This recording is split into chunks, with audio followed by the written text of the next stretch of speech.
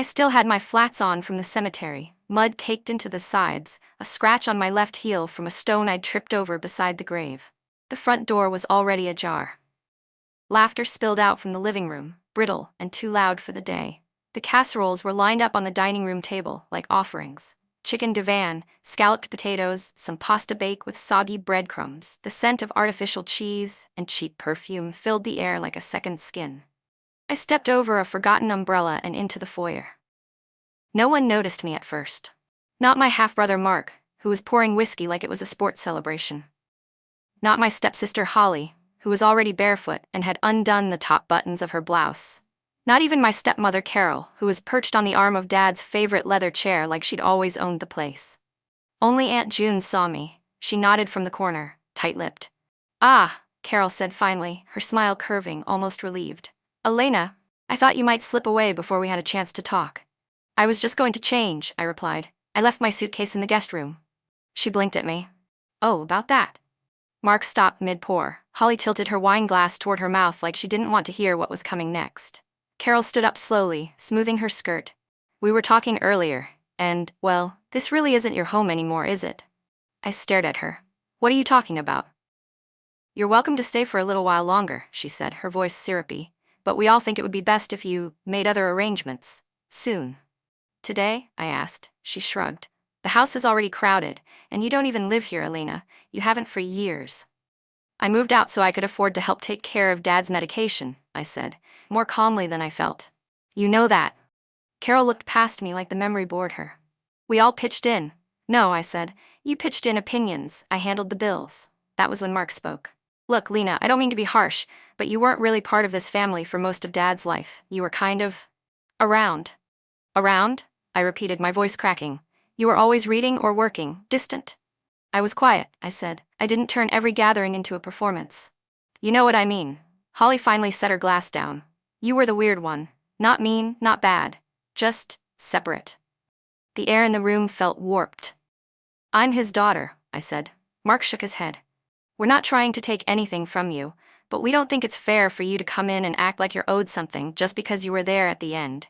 "You mean when he was passing away?" I asked. "When no one else showed up?" Carol's face hardened. "You didn't get the worst of it. He was difficult long before the cancer." "You mean before you stopped sleeping in the same room?" I said quietly. Mark's face twisted. "Okay, I think it's time for you to go." Aunt June stood now. "Don't do this," she said to him. "Not today." "She doesn't belong here," Carol said. "Dad just died," I said. "And you're throwing me out?" "You're making this ugly," Carol hissed. I took a breath. "Fine," I said. Mark followed me down the hall like some bored hotel manager. He watched as I pulled my small suitcase from the guest room closet and zipped it shut. "You'll land on your feet," he said flatly. "I already did," I said. "Years ago." I passed by the photo wall on the way out, pictures of Dad and Carol, of backyard cookouts, graduations, their European vacation. None of me. Even the framed photo of me and Dad at my college graduation was missing. He had that one in his study. I'd seen it last week, tucked beside his lamp. I wanted to go in and get it now, but I knew Carol would never let me. So I walked out, my feet aching, suitcase trailing a wheel that kept catching on the threshold. It wasn't until I sat in the car that I let myself feel it. The grief hadn't hit me in the church or at the gravesite, not even when I scattered the handful of dirt on the casket lid. But this made me cry. Because they didn't just bury my father that day, they tried to bury me too. My name is Elena Ward. I'm 36 years old, and I work as an archivist at the Pacific Historical Library. I spend my days preserving the stories other people forgot. Old letters, weathered film reels, municipal records from towns that don't even exist anymore. I live alone in a small apartment above a bakery that smells like burnt sugar on Sunday mornings. It's quiet, safe, and lately far lonelier than I care to admit. My father, Richard Ward, was the only person who ever understood the way I retreat into stillness. He was like that too. He didn't mind the quiet, didn't push me to speak when I had nothing to say. We had our rituals, Sunday calls, a book passed back and forth every month, long drives where the silence between songs wasn't awkward, just shared. He wasn't perfect, but he was mine, at least until he remarried. Carol arrived in our lives when I was 15. She had perfect posture, salon blonde hair, and a way of correcting you with a smile that felt like being slapped with lace gloves. She had 2 children from her previous marriage, Mark and Holly. They were loud, confident, and always knew how to perform affection, just long enough to be praised for it. By the time I left for college, it was clear. I was the relic. The quiet first draft of a family Dad had rewritten. I tried not to resent them. Carol made it easier some days, harder others. She never said I didn't belong. She just made it known I was optional. For Christmas, there were matching pajamas, for the core family, as she once put it, gesturing to herself, Mark, Holly, and Dad. My set never arrived. She said it must have gotten lost in the mail. When Dad got sick, I started visiting more, then helping with appointments, then taking over paperwork. Carol said she was emotionally exhausted. Mark was traveling for work.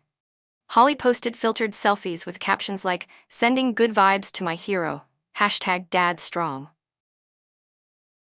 I was the one who cleaned out his prescriptions when they changed his dosage. I was the one who held his arms steady when he couldn't make it to the bathroom. I was the one who drove him to chemotherapy on the days he said he felt more ghost than man. Dad never said thank you, not out loud. But I saw it in the way his shoulders dropped when I walked in, the way he only ate the soup I made, the way he asked me to sit with him even when he said nothing. He started writing letters toward the end, mostly short ones, folded into his books. I assumed they were notes to himself, fragments of thought, the way people nearing passing away sometimes try to leave pieces behind. The last time I saw him was 3 days before he passed. He asked for a specific book, The Sound and the Fury, a copy we had traded back and forth since I was 19. Inside the cover, in my own handwriting, was a quote, "I give you the mausoleum of all hope and desire." He had circled it once. When I brought the book, he looked at it for a long time and said, "Don't let them push you out." It was the closest he ever came to a warning. I thought he meant emotionally. I didn't think he meant literally. After the funeral, I sat in my apartment for 2 days without opening a single blind. The grief wasn't sharp, it was thick, like swimming through wet cement. I went back to work on the 3rd day. My supervisor, Linda, handed me a stack of weathered pamphlets from the 1940s and gently asked if I needed more time. I shook my head. I needed routine more than rest. That evening, I reached for The Sound and the Fury to put it back on my shelf. As I opened the cover to look at my underlined quote, something fell out. A plain envelope. No name.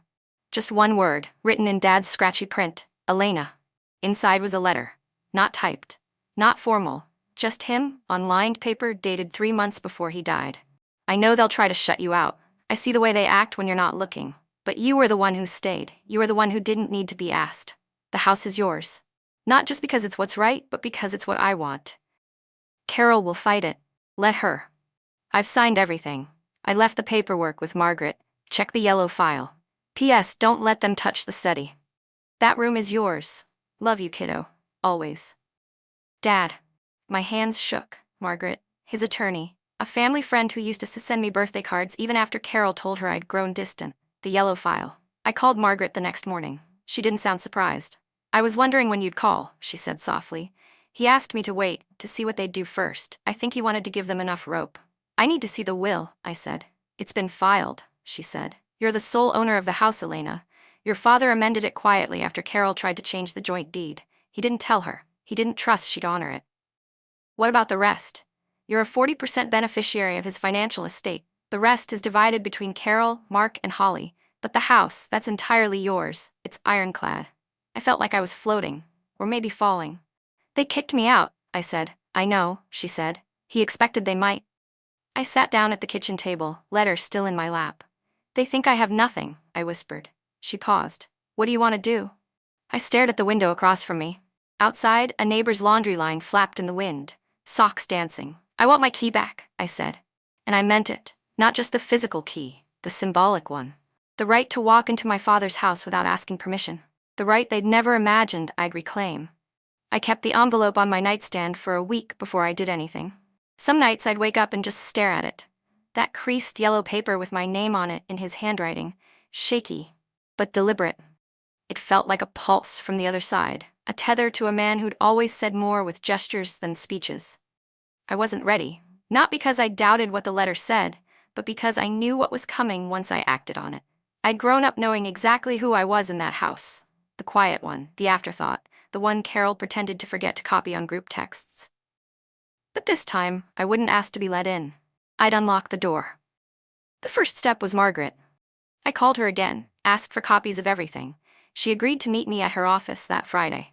She slid the documents across the table without fanfare. a notarized will amendment dated 10 months before my father's passing away, property title transfer paperwork signed by both Margaret and a second witness, and a sealed envelope labeled, "To be opened in presence of all parties if challenged."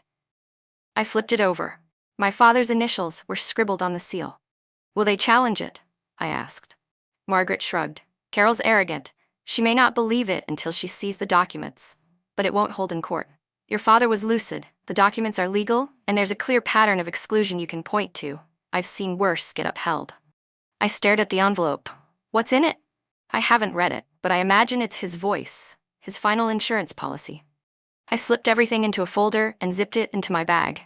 As I stood to leave, Margaret said, "Elena, I know your dad wasn't always easy, but he was proud of you, especially at the end." "I think he was tired of being disappointed by everyone else," I said, and walked out before I could cry. I didn't go back to the house right away. I wanted to be smart, precise, quiet, the way I always had been, but this time with purpose. I started by calling the utilities. The house was still under my father's name. Margaret confirmed that would change with the title update, which had just completed its processing. I waited until the official documents arrived in my mailbox. They were heavier than I expected. Stiff paper with embossed seals that felt absurdly permanent. On the first Tuesday of the next month, I mailed formal notice to the house. It was short: "To current residents of 416 Waverly Avenue. This is a formal notification that as of date, the legal ownership of the above property has transferred solely to Elena Ward, as outlined in the amended will of the late Richard Ward. All non-owner occupants must vacate the premises within 30 days of receipt. Any resistance to this order may result in legal action for unlawful occupancy. Elena Ward, owner." I included a photocopy of the title and my attorney's card. Then I waited. It took 5 days. 5 days of silence, until Carol called me. The first ring made my throat tighten. But I didn't answer. She left a voicemail, her tone sharp and rehearsed. "Elena, this is absurd. We need to talk about this. You can't just throw us out of the house your father and I built together. We shared a life there." No mention of the funeral, or kicking me out, or the fact that my name had never been on the mailbox since she moved in. She called again the next day, then sent a text. "We deserve a chance to discuss this face-to-face. At the very least, don't do this behind a lawyer's back." Behind a lawyer's back. That made me laugh, as if that was somehow more shameful than abandoning someone who changed adult diapers in silence. I replied, "I'll come by Friday, 2 p.m. Everyone should be present. Have the living room cleared." She didn't answer, but I knew they'd be there. When I pulled into the driveway on Friday, the porch light was on. It was 1:56 p.m. I parked at the curb like a guest. The walkway hadn't been swept. A stack of Amazon boxes leaned near the door, none addressed to me. I stood there for a moment before ringing the bell. Carol opened the door wearing one of her staged expressions: tight smile, flawless foundation, a necklace I recognized from one of Dad's birthday dinners years ago. "Elena," she said coolly. "You look..." "Well?" I didn't respond. I stepped inside. The living room looked like it always had. Pristine on the surface, cluttered at the corners. The kind of house that pretended to be in order while everything important crumbled underneath. Mark was sitting on the couch. Holly stood near the fireplace, arms crossed, phone in hand like she was waiting for something to go viral. I didn't sit. Carol gestured toward the ottoman. "So, I think we should talk. There's clearly been a misunderstanding." "No misunderstanding," I said, setting the folder on the coffee table. "You threw me out of this house 5 hours after burying my father, and you did it assuming I had no claim." Mark scoffed. "Because you didn't, at least not that we knew of." "That's the problem, isn't it?" I said. "You never knew what mattered, because you never cared to ask." I opened the folder, pulled out the deed, set it on the table. Carol's eyes flickered. She didn't reach for it. Holly took a photo of it on her phone. "This is fake," she said. "It's legal," I replied. "Filed, signed, validated. I'm the legal owner of this house." Mark stood up. "You've got to be kidding. Dad would never." I pulled out the sealed envelope, set it on top of the deed. "He left this for when you challenged it." Mark looked at Carol. She looked at the envelope like it might burn her. "I don't need to open it unless I have to," I said. "But if I do, I will read it word for word.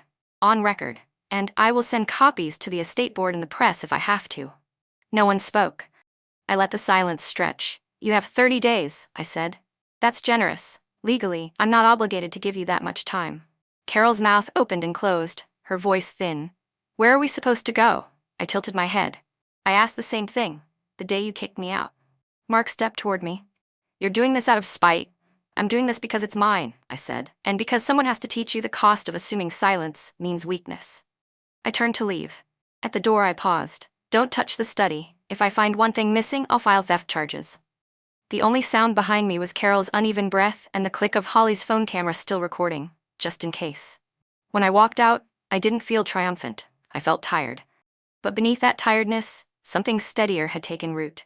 Ownership, not just of the house, but of the story, of my place in it.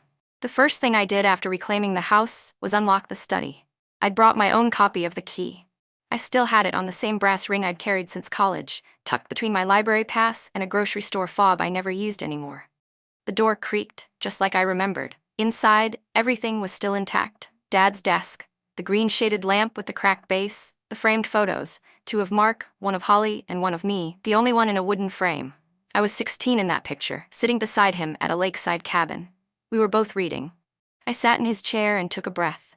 The room smelled faintly of tobacco and ink. Time hadn't touched this space. It felt like a pause in the house's long unraveling. That night, I stayed in the guest room. It was quiet. Carol, Mark, and Holly were still there, just upstairs, in a house they no longer owned. I didn't speak to them. I didn't need to. I wasn't there for conversation. I was there for presence.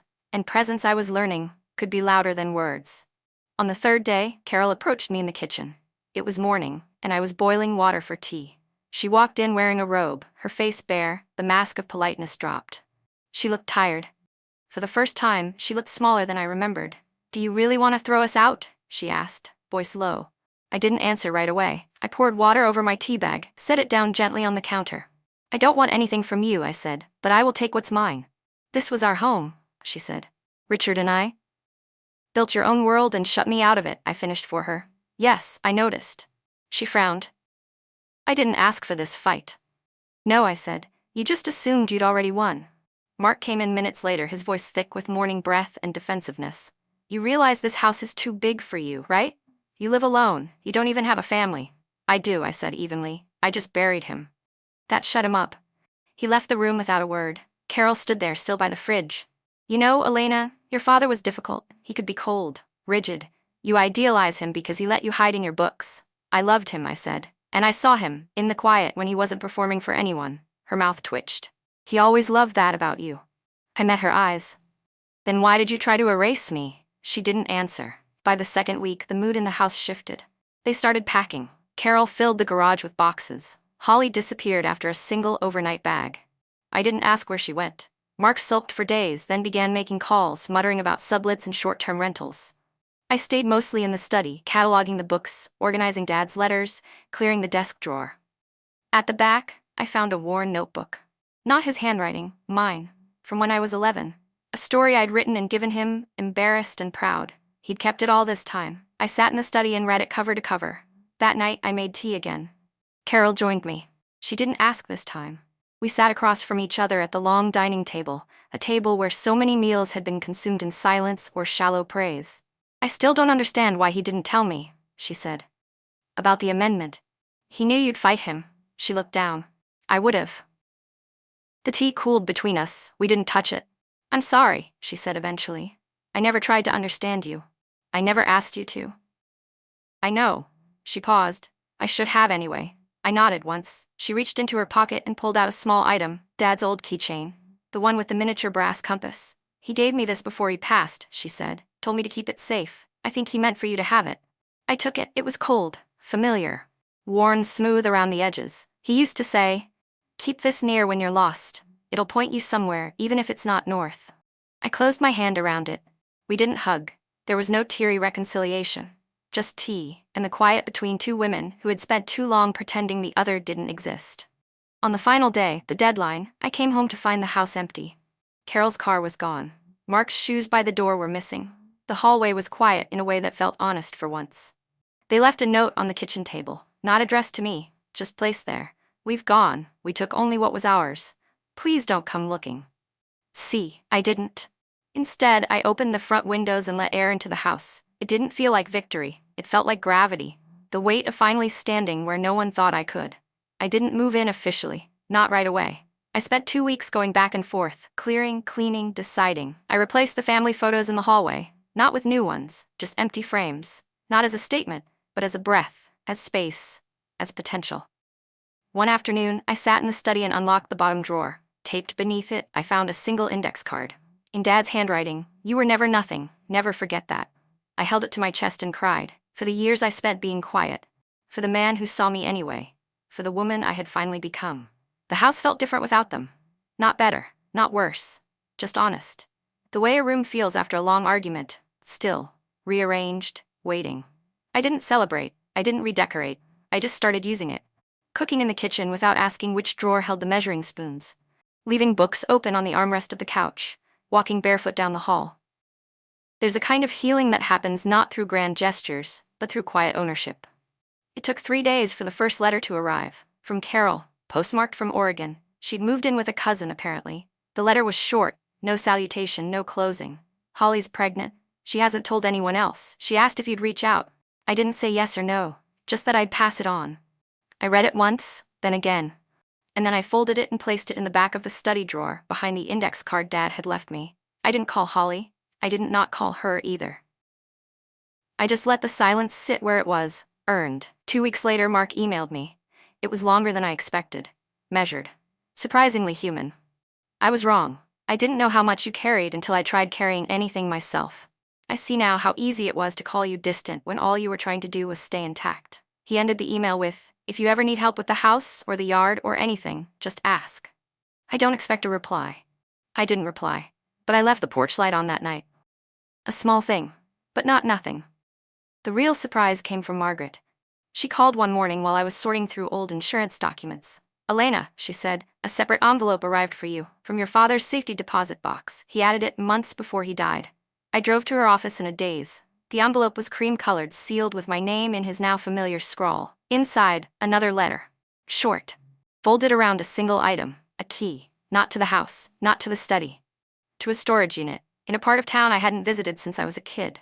I went the next morning. The unit was small, windowless, cold. The man at the front desk recognized my father's name. He used to come once a month, he said. Never stayed long, just checked things.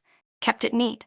Said it was his real office. Inside the unit, I found boxes, 14 of them, each one labeled in his handwriting. Elena, years 1 to 5. Elena, middle school. Elena, college. Elena, letters never sent. It was like walking into someone's memory of you. A version you didn't know they'd been keeping. Inside were birthday cards he'd written and never given. Notes about school plays he attended. Clippings from local newspapers I'd forgotten I was in. The box labeled letters never sent made me sit down. He had written to me after every fight we ever had. When I left for college. When I stopped calling for 3 months. When I told him I didn't want to come home for Christmas. Each letter ended the same way. "I don't always know how to reach you." But I never stopped trying. I spent the whole day in that storage unit. Reading. Touching the pages. Letting myself believe I'd been seen. Maybe not always perfectly. But consistently. That night, I brought the boxes back to the house. Set them in the study, stacked neatly beside the bookcase. I didn't need to open them all at once. Some love deserves to be paced. A month later, I got an invitation. Not a birthday, not a wedding, a mediation session. Carol had filed paperwork to dispute the remaining 40% financial estate. The part split among her, Mark, and Holly. She claimed unforeseen financial distress. Margaret called to confirm. "You don't have to attend," she said, "but I thought you'd want to know." I sat with the letter for 3 days before deciding. Then I showed up, not out of obligation or confrontation, but clarity. They were all there. Carol in a beige blazer that didn't quite fit anymore. Mark with a binder he kept checking. Holly visibly pregnant, her hands folded on her belly. The mediator introduced herself, explained the purpose, explained the options, asked if I wanted to respond. I said only this. "I'm not here to debate numbers. I'm here to remind you that the last time I saw you, you treated me like a stranger. You told me I didn't belong. You left me out in the cold, and now you're asking for my help." Carol bristled. "We're not asking for charity." "No," I said. "You're asking for amnesia." Holly looked down. Mark cleared his throat. I stood. "I won't contest the split," I said, "but I won't rescue you either. Use your share wisely, because I won't be re-extending this grace again." Then I walked out. The room didn't follow me. That was new. Months passed. The house became mine in the way homes do when they're lived in. The study smelled like my candle wax now. The kitchen hummed with the radio at breakfast. I started painting. Something Dad always said I should try but never did. I planted lavender in the backyard. It bloomed faster than I expected. So did peace.